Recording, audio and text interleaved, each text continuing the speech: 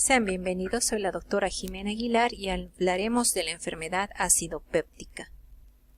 La enfermedad ácido péptica es una enfermedad frecuente, representa el 10% de los costos médicos, tiene una incidencia de 0,1 a 2,9% por año, es más común a mayor edad.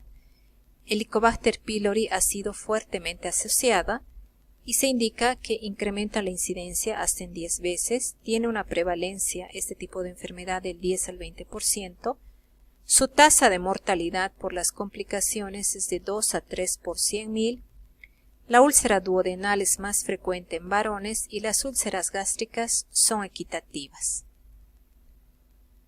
Se ha asociado con la infección por Helicobacter pylori una bacteria gram negativa, es un bacilo gram negativo, y se ha visto que el 50% de la población adulta se encontraban infectados por Helicobacter pylori, el 20% de los niños menores de 10 años y el 80% de los mayores de 70 años. El 25% de los usuarios de AINES pueden llegar a presentar algún tipo de alteración referido a este tipo de patología. Entre el 50 y el 80% de las hemorragias digestivas que se atienden dentro del hospital tienen antecedentes de utilizar AINES. ¿Qué es la úlcera péptica? Es una solución de continuidad de la mucosa que está expuesta al ácido y a la pepsina, con infiltración inflamatoria y necrosis, que se extiende en profundidad más allá de la capa muscular de la mucosa. La enfermedad ulcerosa es la aparición periódica de úlceras pépticas en el estómago o duodeno. Cuando se presenta la úlcera a nivel duodenal, el factor lesivo es la acción del ácido, mientras que si se presenta la úlcera gástrica, se indica que fracasarían los factores defensivos, de tal manera que para la mantención de la indemnidad de la barrera mucosa gástrica tiene que haber una perfecta correlación, un perfecto equilibrio entre los factores defensivos y los factores lesivos. Esto es muy importante recordar. La secreción de ácido clorhídrico por las células parietales se acompaña de una secreción de iones de bicarbonato similar. Es decir, que por un ion de hidrógeno se produce un ion de bicarbonato en perfecto equilibrio. Sin embargo, la indemnidad de la barrera mucosa puede verse alterada por el desequilibrio entre los factores defensivos y los factores lesivos. Los factores defensivos son el moco, bicarbonato, marca alcalina, la impermeabilidad de la mucosa, la restitución epitelial, el flujo sanguíneo y las prostaglandinas. Y dentro de los factores lesivos identificamos al ácido, la pepsina, el tabaco, los ácidos biliares, los AINES, la isquemia y la infección por Helicobacter pylori. Esto es muy importante. Dentro de los mecanismos de defensa de la barrera mucosa identificamos 3 niveles. Estos niveles son la barrera preepitelial, la barrera epitelial y la barrera posepitelial. La barrera preepitelial está conformada o representada por el moco y el bicarbonato. Este nivel actúa como una barrera físico-química contra múltiples moléculas. La barrera epitelial, las uniones intercelulares, el epitelio, las prostaglandinas E2 e I2, los factores de crecimiento y posteriormente tenemos la barrera posepitelial con el flujo sanguíneo gástrico. La barrera preepitelial, moco y bicarbonato. Vemos que el moco tiene diferentes funciones, es lubricante, protectora, es capaz de atrapar microorganismos, retarda la difusión de iones de hidrógeno y mantienen el bicarbonato secretado. Aquí tenemos 2 tipos de moco, un moco soluble. Este moco soluble está relacionado con la liberación de óxido nítrico, sin embargo se mezcla con los alimentos y se desprende y se elimina hacia la luz gástrica. Luego tenemos el moco insoluble. Este moco insoluble tiene una alta concentración de bicarbonato y mantiene un pH neutro de 7, la marca alcalina, protegiendo de esta manera a la mucosa del ácido corrosivo, retardando la difusión retrógrada de iones de hidrógeno y manteniendo el bicarbonato secretado en el epitelio. La barrera epitelial. Las células epiteliales brindan protección mediante diferentes factores. Aquí hablaremos, por ejemplo, de los péptidos trefoil y también hablaremos de los factores de crecimiento, junto de otros como la impermeabilidad de la mucosa, la restitución epitelial, las prostaglandinas.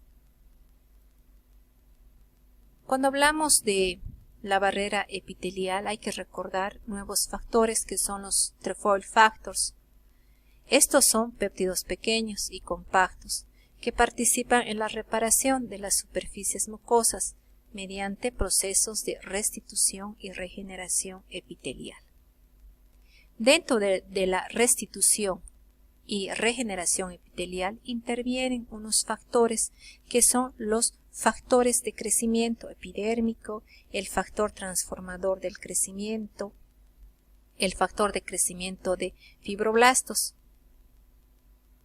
y los péptidos trefoil que indicamos anteriormente. Estos factores de crecimiento producen la formación de nuevos vasos, regulan la formación de esos nuevos vasos. Y también en la angiogénesis participan también las prostaglandinas. Ahora vemos que el flujo sanguíneo mucoso es el principal factor que contribuye a mantener la salud de esa mucosa gástrica y está regulado obviamente por el óxido nítrico y las prostaglandinas. Las prostaglandinas E2 e I2 tienen efecto citoprotector de la mucosa gástrica ya que aumentan la secreción del moco, la secreción del bicarbonato, mejoran el flujo sanguíneo, favorecen la restitución celular y también disminuyen la producción del ácido clorhídrico.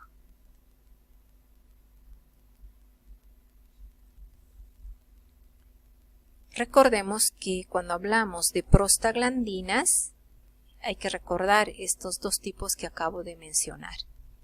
Y recordar también que cuando hablamos del flujo sanguíneo es muy importante tomar en cuenta que todas aquellas patologías, todas aquellas enfermedades que son capaces de alterar el flujo sanguíneo a nivel posepitelial generarán repercusiones a nivel de la indemnidad de la mucosa gástrica. Esto es muy importante. Aquí identificamos diferentes mecanismos de la agresión de la mucosa. Esos mecanismos son mecanismos de defensa que no funcionan o son interrumpidos. Esto, por ejemplo, en relación a la barrera posepitelial, indicamos el flujo sanguíneo. Por ejemplo, en estas patologías hay alteraciones del flujo sanguíneo que pueden generar repercusiones sobre esa mucosa gástrica. Por ejemplo, el shock, la enfermedad cardiovascular, la hepatopatía y la insuficiencia renal, entre otras, alteran el flujo sanguíneo. Por lo tanto, alteran la barrera posepitelial y eso tendrá repercusiones sobre la indemnidad de esa barrera mucosa. También tenemos otros mecanismos como la agresión a la mucosa que sobrepasan los mecanismos de defensa. Por ejemplo, aquí identificamos el Helicobacter pylori, los AINES, la hipersecreción del ácido gástrico, las infecciones, los trastornos inflamatorios y la radiación. De esta manera, la lesión de la barrera mucosa se produce cuando hay un desequilibrio entre estos factores a favor de los factores lesivos.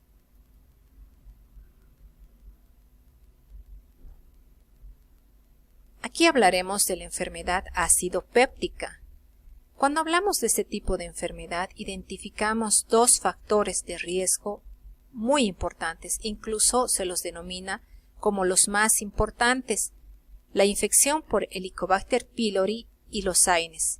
Se evidencia que ambos comprometen los mecanismos de protección de la mucosa. Nosotros vimos ya en los anteriores gráficos dentro de los factores lesivos y los factores protectores, ¿no? Entonces el desequilibrio genera la enfermedad acidopéptica. Las tres formas más comunes de úlceras pépticas son la asociada a la infección por Helicobacter pylori, la causada por los AINES y la relacionada a las úlceras por estrés. Esto es muy importante. Patologías muy graves como la insuficiencia renal, las hemorragias digestivas. Tenemos también patologías como la insuficiencia cardíaca, patologías como los traumatismos con pérdidas de volemia, la insuficiencia respiratoria, situaciones muy graves que pueden alterar el flujo sanguíneo y generar una lesión a nivel posepitelial, son capaces de producir las úlceras por estrés. Aquí vemos la prevalencia de la infección por Helicobacter pylori. En esta imagen vemos que a nivel mundial existe una alta prevalencia a la infección por este microorganismo gram negativo. Sin embargo, se ve que la prevalencia es mayor a nivel de áreas geográficas más pobres o países en vías de desarrollo, siendo la prevalencia un poco menor en países considerados como de desarrollo.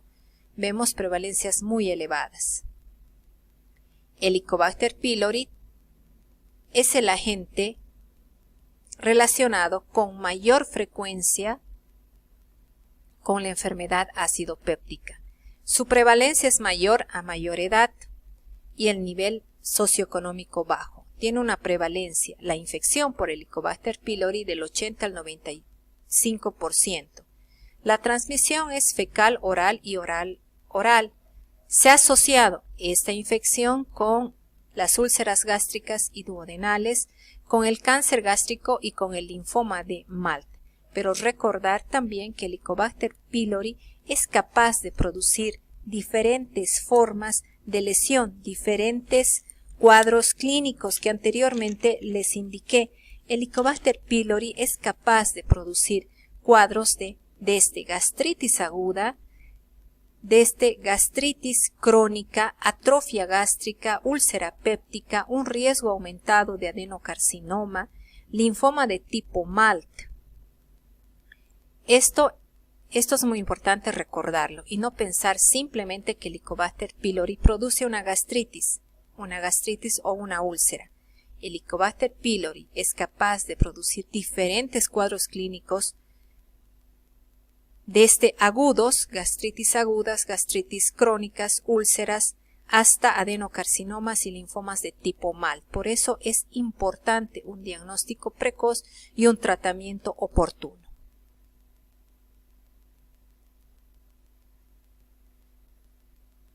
Aquí tenemos Helicobacter pylori que produce la ureasa. La ureasa produce la hidrólisis de la urea que se encuentra en el tracto digestivo y esto por la hidrólisis genera bicarbonato y amonio. El amonio tiene una acción directa generando daño celular, la retrodifusión de iones hidrógenos e inactiva el complemento.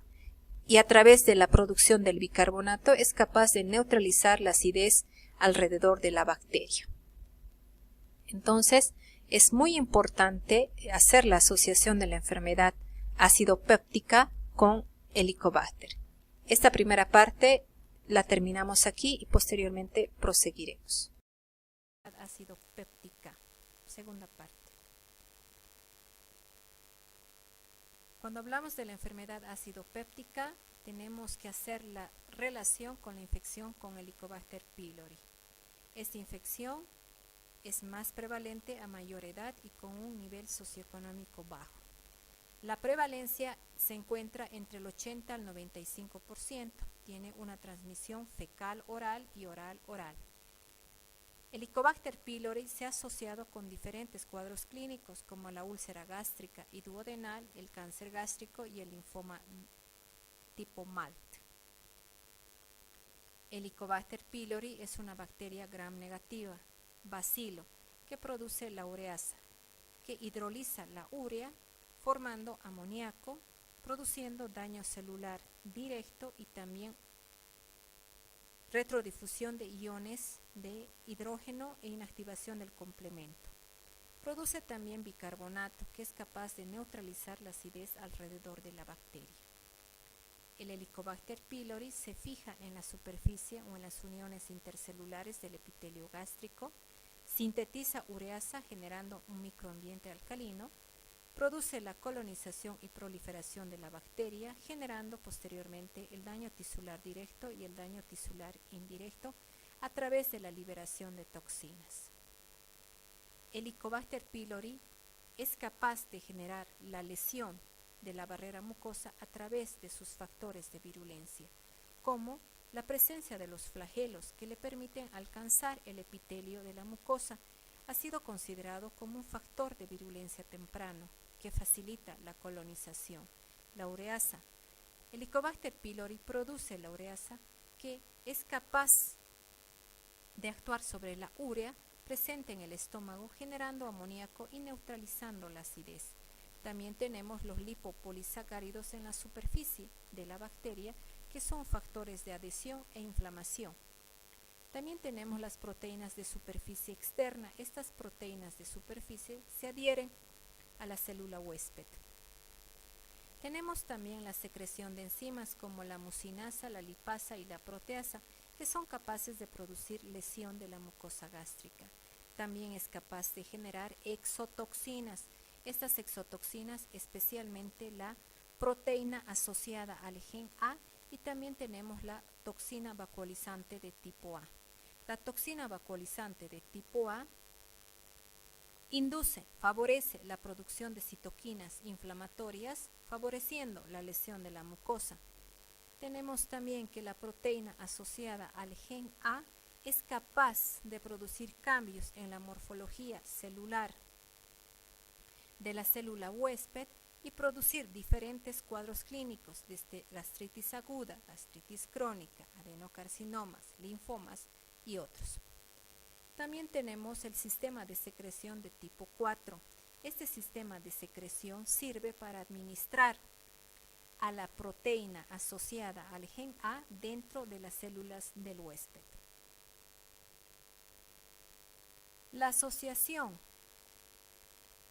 de estos factores de virulencia y la identificación especialmente de un factor de virulencia que es la proteína asociada al gen A, al producir cambios en la morfología celular se asocia a diferentes cuadros clínicos, como son la gastritis crónica, la gastritis aguda, la úlcera duodenal, la úlcera gástrica, el linfoma de tipo MAL y el cáncer gástrico. Los antiinflamatorios no esteroideos son factores de riesgo muy importantes en la enfermedad ácido-péptica. Incluso se hace una relación muy importante con las úlceras pépticas complicadas. El 25% de los usuarios de AINES pueden llegar a presentar alguna alteración. El riesgo de presentar complicaciones es más grave en aquellos pacientes que consumen AINES, de 2.7 veces mayor que en la población general. Entre el 50 y el 80% de las hemorragias digestivas a nivel hospitalario tienen un antecedente de consumo reciente de AINES. Los antiinflamatorios no esteroideos son medicamentos muy utilizados en diferentes patologías. Los antiinflamatorios no esteroideos son capaces de lesionar la mucosa gástrica a través de diferentes mecanismos. Disminuyen la secreción de bicarbonato, disminuyen la producción de moco, incrementan el ácido clorhídrico, por lo tanto profundizan la acidez, alteran el flujo sanguíneo, por lo tanto afectan la regeneración celular o restauración epitelial. Y posteriormente producirán la lesión de la mucosa gástrica. La enfermedad acidopéptica tiene complicaciones. Una de las más temidas es la hemorragia digestiva alta. En la imagen vemos un sangrado de un lecho ulceroso que va a tener repercusiones hemodinámicas en el paciente. Muy grave, se tiene que actuar de manera inmediata, de otra manera el paciente puede perder la vida. La hemorragia digestiva alta es un evento muy frecuente, es una complicación frecuente. 25% de los pacientes ulcerosos la sufren en algún momento. La enfermedad ulceropéptica es la causa del 50% de las hemorragias. Es más frecuente en pacientes que tienen patología de base, como la insuficiencia renal, cirrosis hepática, pacientes que consumen AINES, pacientes que se encuentran en unidades de terapia intensiva con patología muy grave, patología múltiple, y se produce por la erosión de una arteria o vena en el lecho ulceroso que produce un sangrado del tejido de granulación que puede ser súbito, generando anemia, y clínicamente el paciente presenta hematemesis o melena. Esto va a progresar hacia el choque circulatorio. O puede ser una pérdida sanguínea insidiosa, sangre oculta en heces, que se puede detectar con algunas pruebas como la prueba del Guayacol. La penetración es otra complicación. El cráter erosiona hacia órganos adyacentes. Esto ocurre en el 15% de las úlceras gástricas y en un 25 a 50% de las duodenales. Penetran en órganos vecinos, sean el páncreas, vía biliar, hígado, epiplón, etc. El diagnóstico es fundamentalmente clínico. La otra complicación, la perforación, que nos llevará a peritonitis. La úlcera erosiona todas las capas del estómago o del duodeno. Ocurre en el 5 al 10% de los pacientes. Se ha relacionado con el consumo de tabaco, alcohol y AINES. El paciente describe o la describe como dolor, como una puñalada. Y al examen físico tenemos el abdomen en tabla y en la radiografía vemos los niveles hidroaéreos que nos sugieren una peritonitis. La otra complicación muy grave es la obstrucción pilórica. Entonces tenemos una úlcera que se encuentra en el canal pilórico o cerca. Es capaz de generar edema y espasmo con intensa reacción inflamatoria. Se produce la contracción del tejido cicatrizal y eso interfiere el paso libre del contenido gástrico.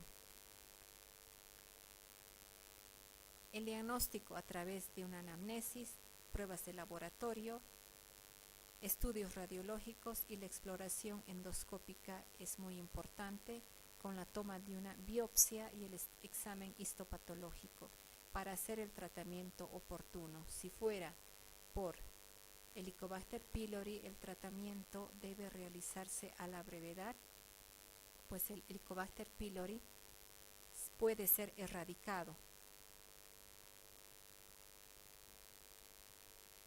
Hasta pronto, gracias.